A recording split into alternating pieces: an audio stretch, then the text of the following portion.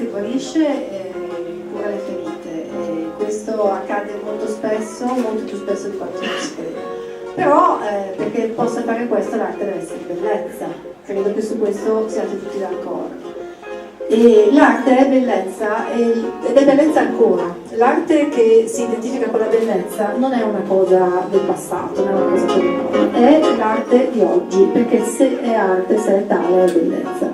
Non dobbiamo farci fuorviare da un mondo, un mercato sicuramente fiorente che gira intorno a tutto quello che è un'arte appariscente che fa parlare di sé, e che però non ha una connotazione reale di collegamento e di contatto emotivo con il pubblico. Mi sto riferendo, come immagino tutti già avrete capito, a battute d'asta recenti come quella che ha visto Jack Koons tornare dopo 6 mesi sul podio del più pagato, più quotato artista vivente, con un'aggiudicazione di 93 milioni, 91, ormai i milioni sono spiccioli, si arrotonda, 91 milioni di dollari per un coniglio, un rabbit di acciaio specchiante, parte di una sua serie abbastanza vecchia, quindi ormai diventata storica, tutto tranne che bello, mentre si può dire che effettivamente il precedente record che era stato stabilito dal Balloon Dog Orange, quel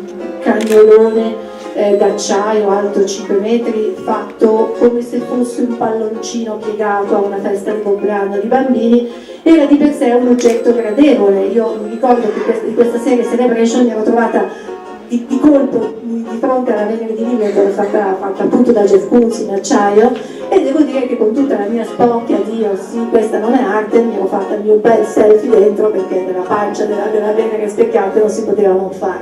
Però comunque ecco, queste giudicazioni milionarie che non hanno senso della realtà, che non hanno una connotazione reale di valore, perché questo è, perché se io spendo un fantastigliardo per comprare Monet, io sto comprando un artista che sta nei musei. Se spendo un quarto di fantastigliardo per comprare Jeff Koons, che per quanto è un po' che gira, perché per in pezzi lo squalo del 91, quindi insomma non stiamo parlando di un ragazzetto, però sto facendo un'operazione sicuramente di speculazione. L'arte invece, secondo me, secondo noi, secondo Desarent, secondo molti dei miei colleghi, molti dei galleristi con cui lavoro, molti dei collezionisti con cui ho a che fare, l'arte è bellezza.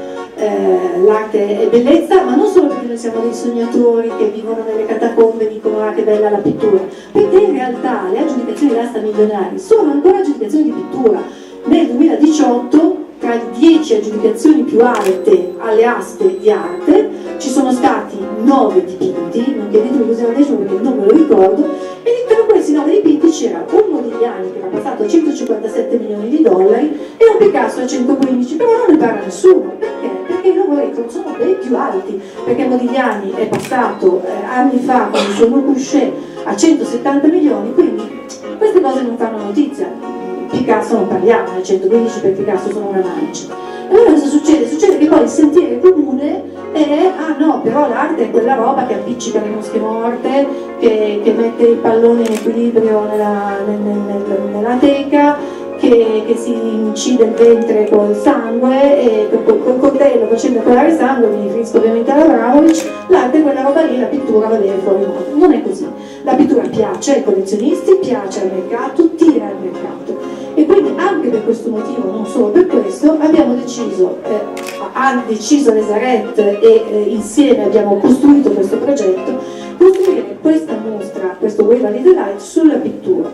La scelta è stata fatta insieme con un grande aiuto effettivamente da Capo Deraso, perché 3 su questi 4 artisti sono suoi, perché abbiamo scelto loro, perché sono giovani e quindi quando si lancia un progetto si scommette sui giovani, perché sono molto molto bravi, perché sono accomunati da una mano felicissima, pur venendo 3 di loro dalla scuola di Cluj, che è una scuola rumena, che sono appunto gli artisti che ci ha portato Anca, che sono Iulian Bisericau che vedete qua alle mie spalle, Sebastian Osu, quello con quel pennellatone che vedete dietro, e Drago Badita che è dietro ancora. L'altro artista si chiama Antonio Valeriani, è un artista tedesco, è ancora più giovane, gli altri 3 sono dell'87-88, si dividono queste 2 date, lui è del 92, quindi è un ragazzo molto giovane, come potete vedere è promettentissimo.